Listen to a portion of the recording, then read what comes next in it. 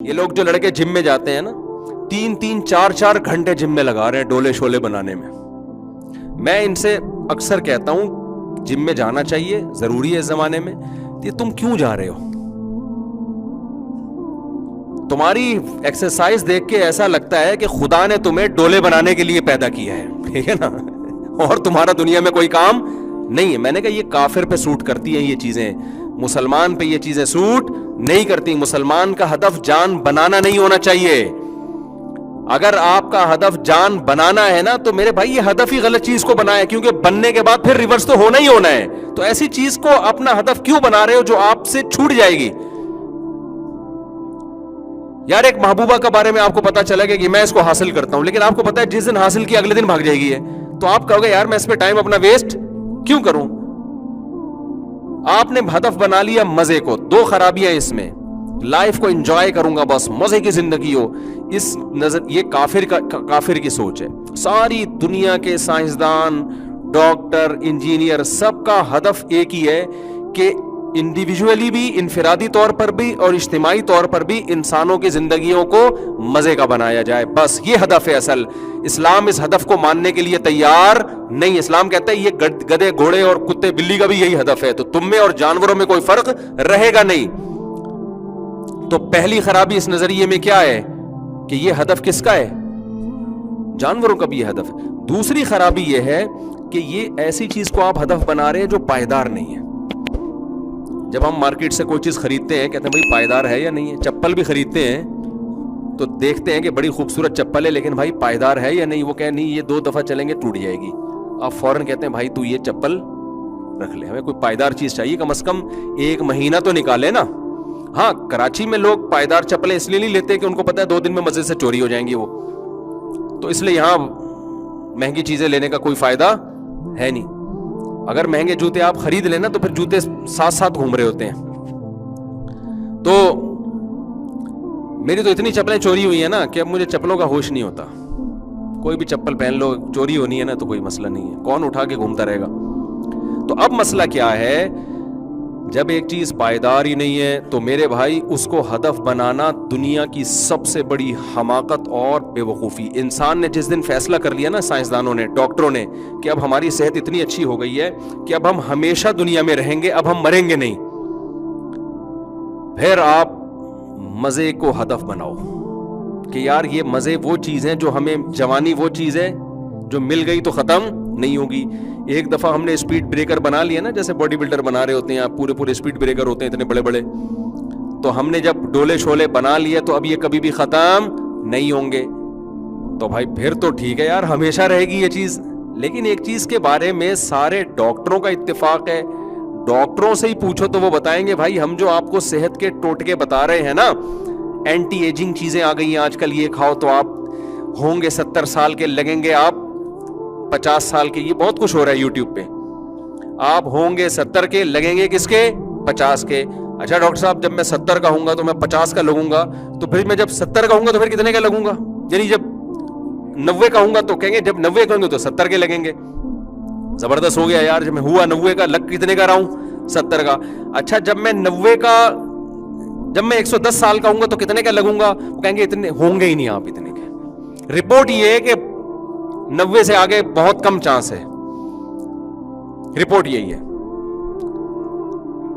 اچھا ڈاکٹر صاحب اس کا مطلب یہ ہوا کہ میں اتنی صحت کا خیال کروں تو 90 پھر بھی میں کراس نہیں کر سکتا. ڈاکٹر صاحب کہیں گے نہیں کر سکتے آپ.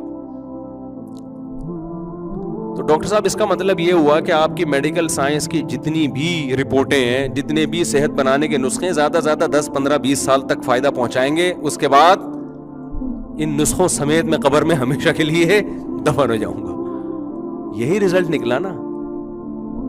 تو یار یہ ایسا ہدف ہے جس میں بہت بڑا ایک فالٹ ہے، اور اللہ پہ بہت بڑا معاذ اللہ یہ الزام ہے کہ اے اللہ تو نے ہمیں اگر یہ ہدف دینا تھا کہ گدھے کا مقصد بھی مزے اڑانا ہے بھائی، اور انسان کا مقصد بھی مزے اڑانا، تو اتنا بہترین دماغ ہمیں دینے کی ضرورت کیا تھی پھر؟ کیا خیال ہے بھائی؟ وہی بات ہو گئی نا کہ ایک مینیجر، آپ نے کیا کہا کہ اپنے کمپنی نے نا سی اے کروایا اپنے کسی ملازم کو، چارٹرڈ اکاؤنٹنٹ بنا دیا اور اس کے بعد اس کو پوچھا لگانے پہ لگا دیا. تو وہ کیا کہے گا کہ سر آپ نے مجھے سی اے کروایا کیوں جب مجھ سے پوچھا ہی لگوانا تھا؟ یہ اعتراض بنے گا کہ نہیں بنے گا؟ تو ہم بھی اللہ سے پوچھیں گے کہ اللہ جب تو نے ہمارا ہدف یہ بنایا تھا کہ ہم نے لائف کو انجوائے کرنا ہے تو اس کے لیے اتنی ذہین کھوپڑی کی ہمیں ضرورت تھی نہیں. ایسا ہی دماغ مل جاتا ہے تو گدھے گھوڑوں کتوں کو ملتا ہے. اتنا کافی تھا مزے اڑانے کے لیے, بلکہ اس میں سب اڑا لیتے ہیں. ابھی تو دماغ زیادہ دے دیا, کچھ تو بڑے مزے اڑا رہے ہیں, سونے کے نوالے کھا رہے ہیں, اور کچھ لوگوں نے ظلم کر کے دوسروں کے منہ سے جتنے جو ضروری مزے ہیں نا وہ بھی نہیں مل رہے ان کو. آپ کو پتا ہے دنیا میں کتنے ملکوں میں غریب کو 2 وقت کی روٹی نہیں مل رہی کھانے کی, اور وہ ان قوموں کی وجہ سے نہیں مل رہی جو بڑی ایجوکیٹڈ پڑھی لکھی قوم ہے, انہوں نے ان کے وسائل پہ قبضہ کیا ہوا ہے. دنیا میں بہت سے ملک ایسے ہیں جہاں ان کے پاس لوگوں کے پاس کھانے کے لیے روٹی نہیں. ایک دفعہ تبلیغ جماعت گئی افریقہ کے کسی کنٹری میں, انہوں نے کہا کہ ہم نے وہاں لوگوں کو دیکھا ہے کہ مہینوں مہینوں ان کو گوشت کھانے کو نہیں ملتا, پتے ابال ابال کے کھاتے ہیں. اس سے تو وہاں کا گدھا اچھا ہے یا نہیں ہے؟ اس کو اس کی اوریجنل خوراک مل رہی ہے, انسان کو اس کی اوریجنل خوراک نہیں مل رہی. تو سوال پیدا ہوتا ہے, اے اللہ اگر تو نے ہمیں مزے اڑانے کے لیے پیدا کیا ہے تو اے اللہ تو نے پھر ہمیں اتنا بہترین دماغ دیا کیوں ہے؟ اس سوال کا جواب نہ سائنسدانوں کے پاس ہے نہ ڈاکٹروں کے پاس ہے. یہ بات بھی ہمیں کون بتائے گا؟ جو اللہ کے بھیجے ہوئے سفیر ہیں. اللہ نے ان پہ اپنے کلام کو نازل کیا اور اللہ نے بتایا کہ میں نے تمہیں جو اتنا بہترین دماغ دیا, اور آدم علیہ السلام کے بارے میں فرشتوں کو حکم دیا کہ ان کو سجدہ کرو, جنات کو حکم دیا ان کو سجدہ کرو, یہ سب سے افضل مخلوق ہے. اس کی وجہ یہ ہے کہ میں نے تمہیں لیبلوکم ایکم احسن عملا, یہاں کے لیے پیدا ہی نہیں کیا ہے. میں نے تمہیں پیدا کس کے لیے کیا ہے؟ آخرت کے لیے پیدا کیا ہے. یہاں تمہاری آزمائش ہے, امتحان ہے. امتحان بے وقوفوں سے نہیں لیا جاتا, امتحان ہمیشہ ذہین لوگوں سے لیا جاتا ہے. جانور کے پاس صرف مزے اڑانے تک کی کھوپڑی ہے, وہ امتحان کے قابل نہیں ہے. انسان کو جو ذہانت دی ہے جج کرنے کے لیے کہ اچھا کیا ہے برا کیا ہے, تاکہ اچھے کو اختیار کرے اور برائی سے بچے. سمجھ میں نہیں آ رہی میرا خیال ہے بات؟ تو مجھے اور آپ کو جو اللہ نے میرے بھائی پیدا کیا ہے نا, جج کرنے کے لیے کہ ہم اپنی کھوپڑی سے دیکھیں کہ صحیح کیا ہے غلط کیا ہے. جو صحیح ہے پھر اس کو فالو کریں, اور جو غلط ہے ہم اس سے بچیں. اگر ہم اس کام کے نہیں ہے نا تو آپ جو مرضی صحت بنانے کے ٹوٹکے استعمال کریں, جم جا کے آپ موٹے تازے ہو جائیں, آپ کو جس ہدف کے لیے پیدا کیا تھا اسی کو فوکس نہیں کر رہے تو آپ میڈیکل سائنس کے سارے نسخے استعمال کر کے, آپ کاروبار کے سارے طریقے استعمال کر کے بھی خدا کی نظر میں کیا ہے؟ ناکام ہیں آپ. جو کام دیا تھا وہ اس کو تو فوکس کیا نہیں آپ نے. جو اللہ نے آپ کو کام دے کے بھیجا تھا اس کو تو آپ نے فوکس کیا ہی نہیں. تو بار بار یہ بات دماغ میں بٹھا لو کہ دنیا آپ کو جس طرف لے کے جا رہی ہے نا, اللہ اس راستے کو 100% غلط سمجھتا ہے. آپ سوشل میڈیا پہ بیٹھو گے, آپ ڈرامے دیکھو گے, آپ فلمیں دیکھو گے, آپ گھر میں بات کرو گے, سب کی بات A to Z کہاں سے شروع؟ دنیا سے شروع ہوتی ہے اور ختم کس پہ ہوتی ہے؟ دنیا پہ ختم ہوتی ہے. آپ دوستوں کی محفل میں بیٹھے ہو, کیا بات ہوتی ہے؟ ابھی کیا کما رہا ہے تو؟ یہی بات ہوتی ہے نا, تیری ارننگ کتنی ہے یار؟ ابے میں تو یہ آج کل میں نے طوطوں کا بزنس شروع کیا ہے. ہاں سنا بڑا اچھا چل رہا ہے. اس کا ہمارے مقصد حیات سے کوئی تعلق ہے؟ کیا کر رہا ہے یار؟ میں رکشا لے لیا میں نے. ہاں یار سنا ٹیکسی زیادہ آج کل کس میں.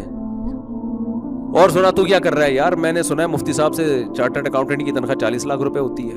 ہوتی نہیں ہے, یہ ذہن میں رکھنا. کوئی ایسا نہ ہو سی اے کر کے پھر مجھے بولو کہ یار اتنا پڑھ لیا. پاکستان میں نہیں ہوتی. تو باہر ایک صاحب تھے باہر سی اے کیا انہوں نے, تو ان کی 40 لاکھ تنخواہ تھی پچھلے سال. انہوں نے مجھے بتایا, تو اس سے مجھے پتا چلا سی اے والے کی کتنی ہوتی ہے بھائی. لیکن جس محنت کے بعد ان کو 40 لاکھ دے رہے تھے نا, میں نے کہا بھائی اس سے وہ 40,000 والا زیادہ بہتر ہے جو تمیز سے سکون سے زندگی گزارتے ہیں. وہ بھائی سارا دن تو وہ کیلکولیشن میں لگے رہتے تھے بیٹھ کے. تو میں نے کہا ایسے پیسے کا کرنا کیا ہے جس سے آپ کی کھوپڑی کسی کام کی نہیں. ایک تو پڑھ لیں, سی اے کریں, کوئی ایسا نہ ہو کہ ایک تو ویسے ہی ایجوکیشن میں ہم لوگ پیچھے ہیں, اس کو میں زیادہ نہیں چھیڑتا. لیکن بہرحال مجھے بڑا اشکال ہوا کہ یار اتنا پڑھ کے کمانے کا فائدہ کیا. تو دماغ آدھا تو دماغ زندگی تو برباد ہو گئی نا. میں نے کہا اس سے بہتر تھا آپ کوئی بزنس کر لیتے, کسی سی اے والے کو رکھ کے اس کو تنخواہ دیتے آپ. کیا خیال ہے؟ ٹھیک ہے نا. اچھا یہ اتنے ایجوکیٹڈ لوگ ہوتے ہیں نا, یہ ملازمت ان لوگوں کے پاس کر رہے ہوتے ہیں جو میٹرک پاس بھی نہیں ہوتے.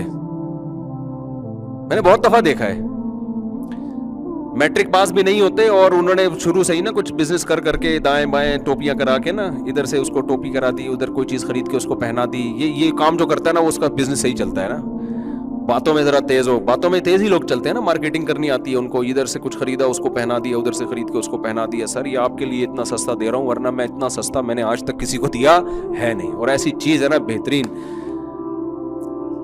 تو وہ پہنا کے وہ لاکھوں پتی بن جاتا ہے, میٹرک پاس ہوتا ہے, پھر وہ سی اے والوں کو تلاش کر رہا ہوتا ہے. یار کمپنی بنا لی ہوتی ہے, سب فطرت اس کو سکھا دیتی ہے چیزیں. تو خیر میں نے ان سے کہا آپ مٹھائی کی دکان کھولتے, پاکستان میں مٹھائی بہت چلتی ہے, ہر موقع پہ لوگ مٹھائی کے ڈبے لے کے جا رہے ہیں, مٹھائی کے ڈبے لے کے آ رہے ہیں. کھائیں نہ کھائیں, ڈاکٹر منع کر رہے ہیں مٹھائیاں کھانے سے, لیکن شادی بیاہ میں مٹھائیاں ہی چلتی ہیں. تو وہ مٹھائی کا کاروبار کرتے اور بڑی تمیز سے نا آپ خاندانی قسم کی مٹھائیاں بناتے. پھر آپ سی اے کیے ہوئے آدمی کو تلاش کر رہے ہوتے. لیکن اب یہ کوئی اس کو کلپ بنا کے نہ چلا دیں, یہ ہوائی باتیں, کوئی ایسا نہ ہو کہ اس کو آپ کوئی قرآن و سنت کی روشنی میں اصول اور ضابطہ بنا کے چلا دیں سوسائٹی میں. ہر آدمی کے لیے ہر کام نہیں ہوتا.